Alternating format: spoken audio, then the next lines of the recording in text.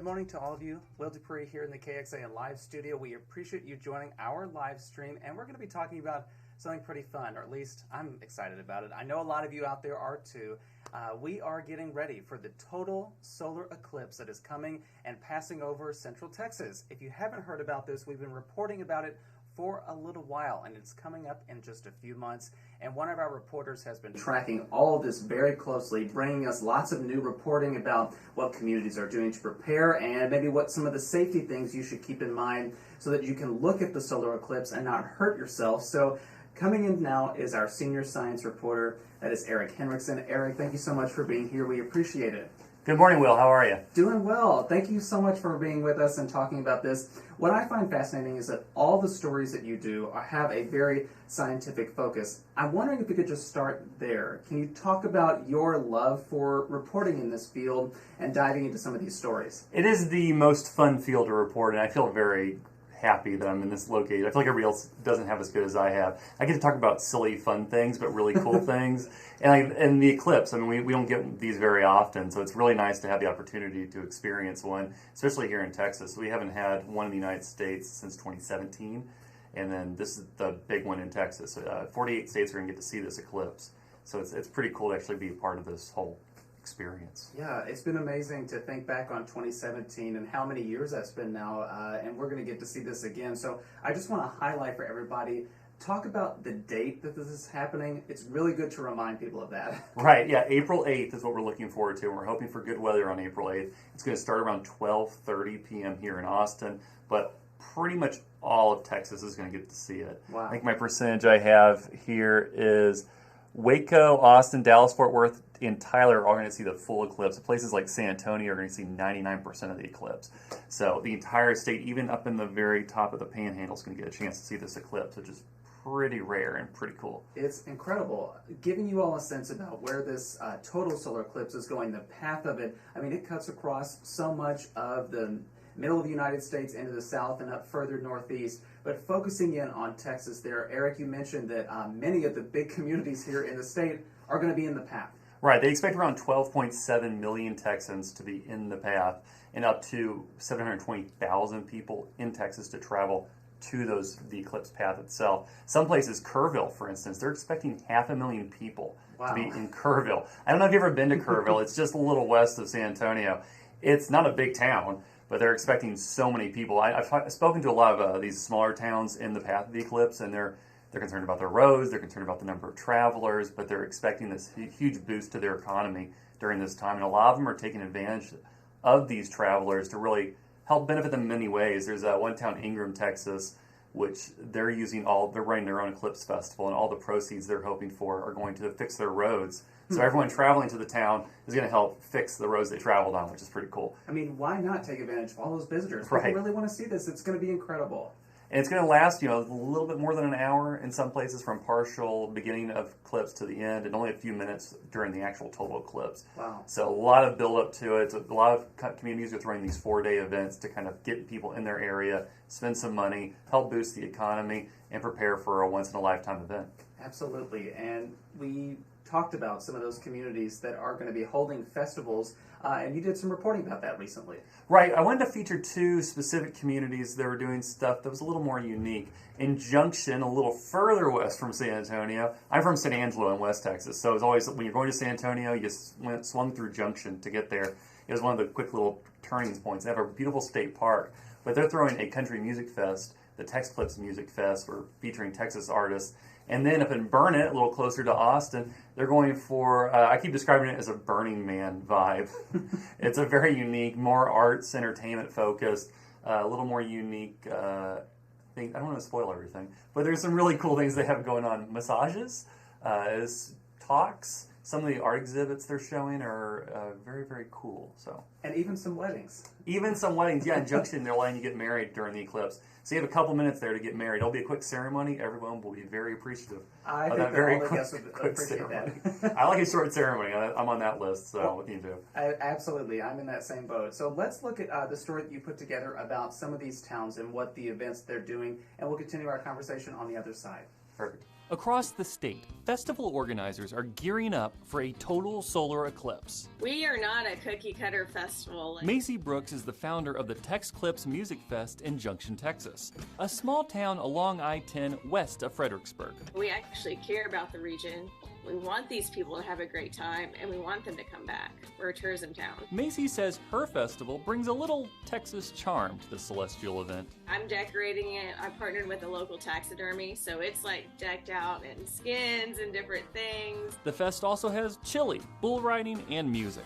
Our headliners are Texas natives, which is my goal. I really want to showcase Texas here. Closer to Austin and Burnet, Texas, something a little more experimental. It'll be one of the more interesting gatherings of people beyond just eclipse events, but in all of 2024.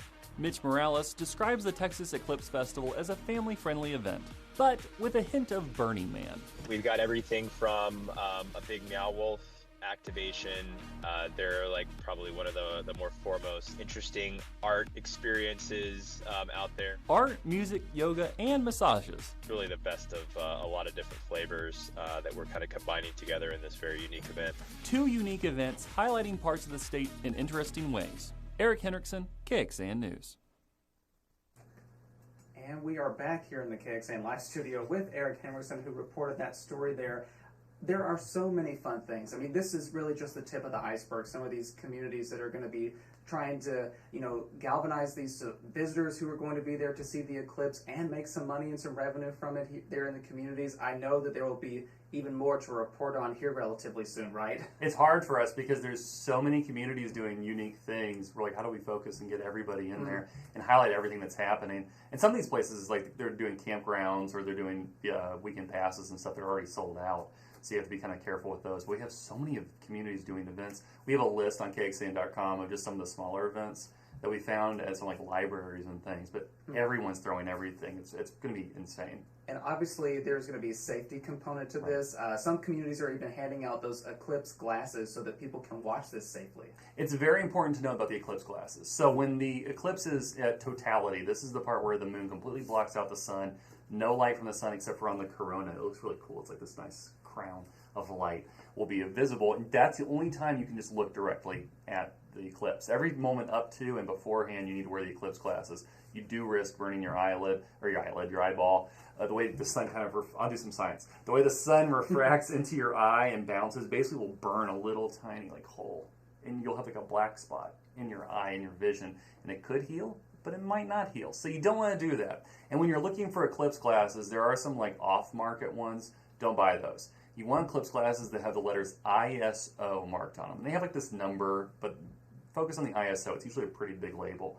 And look for that because that means those eclipse glasses have been certified and they will work to protect your eye. Another way to test it, if you put them on and try to look at anything in your house, you won't be able to see anything.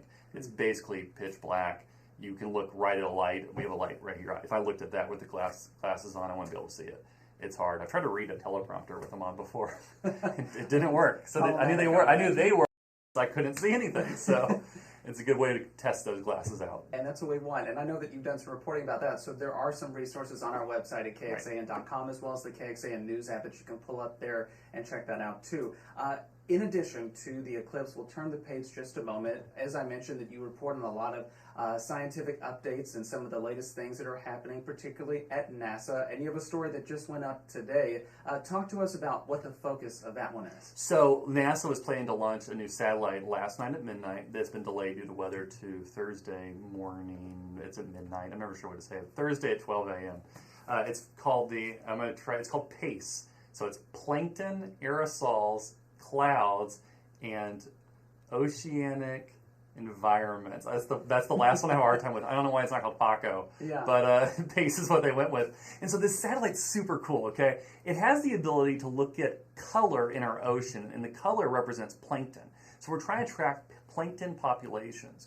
And over the last few decades, scientists have noticed that the ocean's gotten a little greener. And that's been attributed to climate change. Warming oceans mean these plankton populations and these algae populations have started to bloom. But we can't track that super well. You can go out there and test it. Like you can see those plankton on your screen. You can go test it and get a little sample. But to test these mass populations, we really need to be able to look at it from space.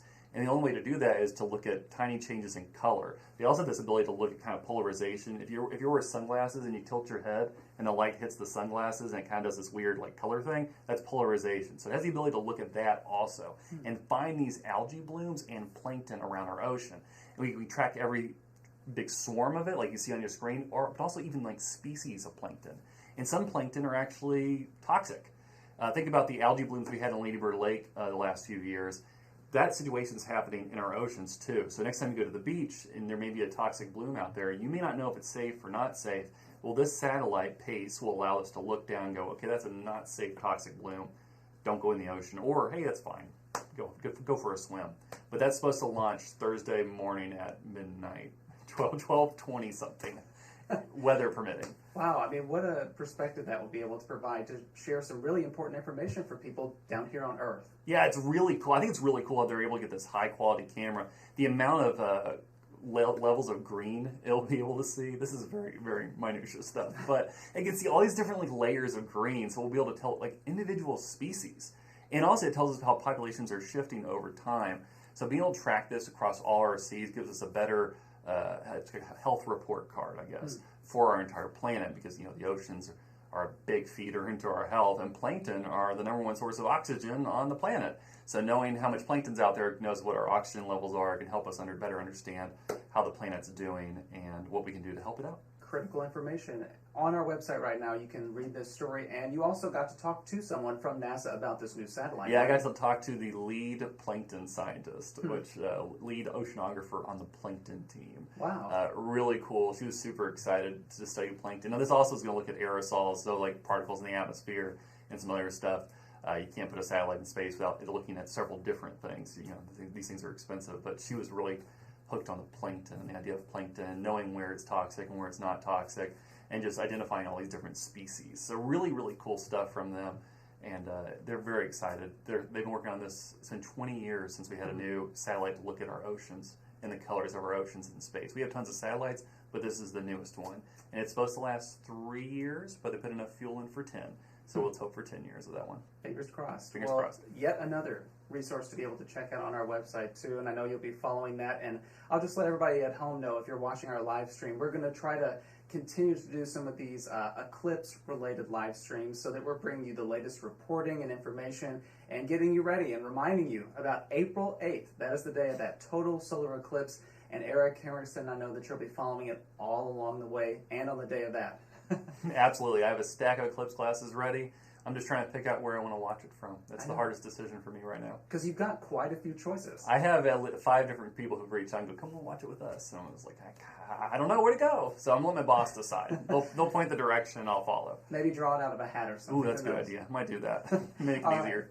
Eric Henriksen, thank you so much for joining us. We appreciate it, and we will see you back here very soon. Perfect. See you soon. All right, that's Eric Henriksen. I'm Will Dupree. We will see you back here at another time. Hope you all enjoy the rest of your day. Take care, everybody.